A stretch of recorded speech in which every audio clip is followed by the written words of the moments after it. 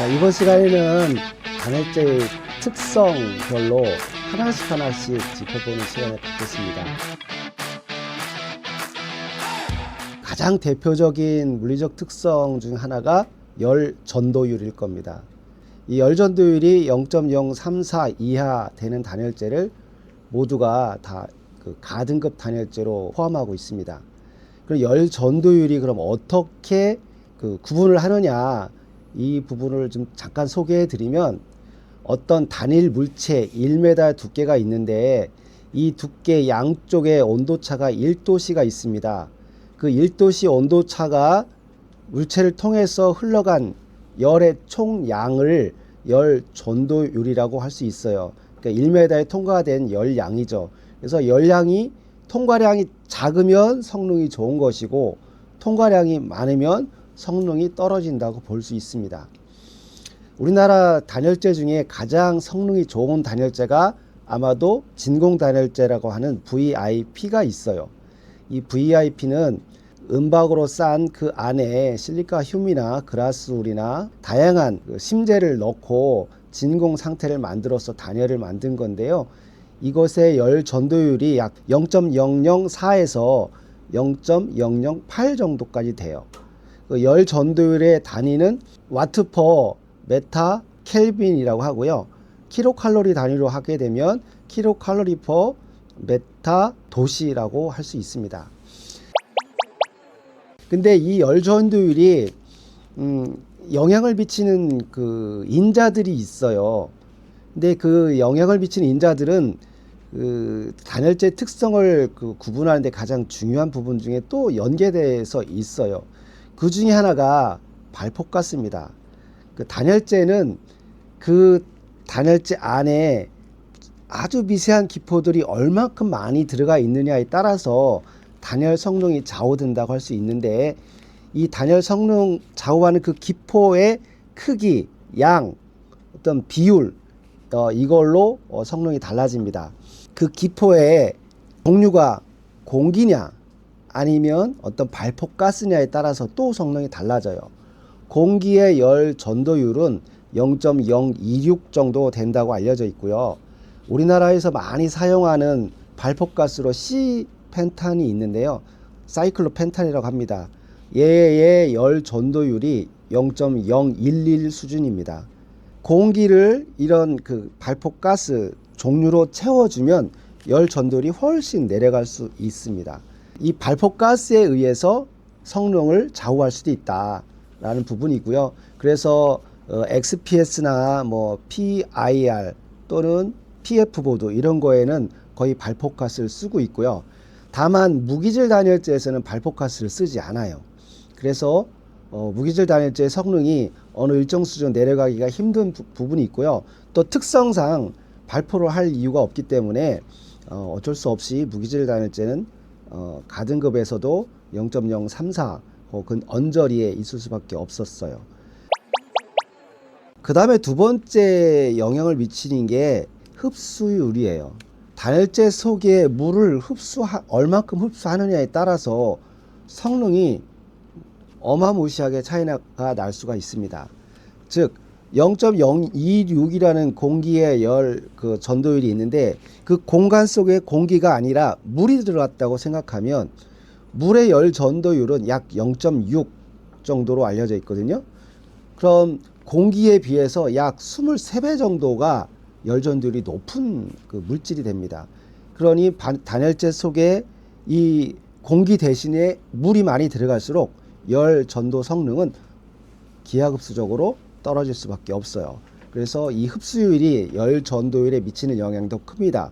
그래서 건축물을 시공을 할 때 이 흡수가 많은 환경은 피해 주어야 단열재의 특성을 온전히 발휘할 수 있게 만들어 줄 수 있습니다. 그리고 그 다음에 또 영향을 주는 인자가 또 있는데, 이것은 또 안전 사용 온도예요. 단열재가 적정하게 사용할 수 있는 온도 범위가 있습니다. 근데 이 범위를 초과하게 되면 단열재 변형이 와요. 그럼 변형이 심하게 되면 그 형태도 변하지만 그 안에 있는 가스의 유출이 급속도로 늘어납니다. 즉 가스가 많이 방출되면 방출될수록 열 전도 성능은 기하급수적으로 떨어질 수밖에 없다는 거죠. 이렇게 열 전도율이 단열재의 가장 커다란 물리적 특성 중에 하나라고 하지만, 이 열 전도율에 영향을 미치는 다양한 인자를 관리하지 못하면 열 전도율에서 얻어지는 단열 성능을 그만큼 특성만큼 확보할 수 없는 문제가 생기는 거죠. 단열 성능은 열 전도율만을 가지고 판단하지는 않죠. 실제 건물에서는 열 전도율에 열 관리율까지 생각합니다. 열 관리율이라는 것을 이해를 못하면 건물 설계하는데 상당히 어려워져요. 단열재를 열 전도율이 좋다고 해서 무조건 100mm 쓰면 돼, 이런 것이 아니라 그 벽체에 적정한 단열 두께가 계산돼야 되고, 외장재와 내장재, 구조조에 포함하는 모든 물질에 대해서 열 전도율을 고려한 열 관리율 값을 생각해야 돼요. 그래서 우리가 건축물 에너지 관리 기준에 보면은 열 전도율로 단열재는 구분을 하지만 건물의 성능은 열 관류 성능으로 구분을 합니다. 이 부분은 단열재의 두께와 관련이 있어요. 즉 단열재가 아무리 열 전도율이 좀 높은 단열재라고 하더라도 단열 두께를 엄청나게 두껍게 하면 열 관류 성능은 충분하게 다 달성할 수 있습니다. 그러나 열 전도 성능이 아주 낮은 그런 단열재는 아무래도 단열 두께를 좀 얇게 가져가도 성능을 충분히 발휘할 수 있게 되겠죠.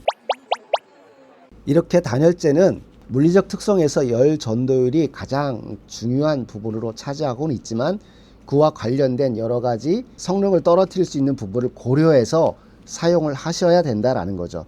특히 습 환경 중요합니다. 그리고 온도 환경 중요합니다. 열 전도율은 또 초기 열 전도율과 장기 열 전도율로 또 나눌 수가 있어요. 유기질 단열재 기준이 KSM 4898로 개정 통합돼서 나왔는데요. 그 기준에 보면 초기 열 전도율과 장기 열 전도율로 나누어서 구분하게 되어 있습니다. 초기 열 전도율은 단열재 생산 초기 가스가 잔뜩 차 있을 때, 이때 단열 성능이 아주 좋을 때의 열 전도율이고, 6개월 이후에도 가스가 남아있다 그러면 가스는 어느 일정 시간이 되면 조금씩 방출하게 됩니다. 즉 열 전도 성능이 좋은 발포가스가 방출이 많이 되면 많이 될수록 가스보다 열 전도율이 조금 높은 공기로 치환되거든요.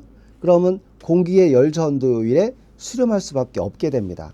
이렇게 됐을 때 장기적으로 1년, 2년, 25년, 50년 이렇게 지날수록 열 전도 특성은 자꾸 성능이 떨어질 수밖에 없어요. 그래서 실제 건물을 설계할 때에는 이 장기 열 전도율 특성을 가지고 설계를 하는 게 바람직합니다. 그러나 아직 우리나라에서는 이 장기 열 전도율에 대해서 제조업체에서 이렇게 제시를 좀 해줘야 되는데, 아직까지 제시되어 있지 않은 게 또 현실입니다. 근데 법으로 이제 올해부터는 제시를 해서 쓸 수밖에 없는 환경이 벌어지기 때문에 아마도 올해 상반기를 거치면서 장기 열 전도율 값을 제조업체에서 제시해야만 하는 그런 상황에 들어갈 수밖에 없는 거죠. 그래서 단열 설계를 할 때는 열 전도율의 초기 열 전도율만 볼 것이 아니라 장기 열 전도율도 같이 바라보면서 단열 설계를 해야 된다라는 것을 여러분들이 알았으면 좋겠다 해서 오늘 열 전도율에 대한 특성에 대해서 간략하게 소개를 드렸습니다. 그래서 다음 시간에는 흡수율에 대해서 좀 더 자세히 알아보도록 하겠습니다. 오늘은 여기서 마치겠습니다. 감사합니다.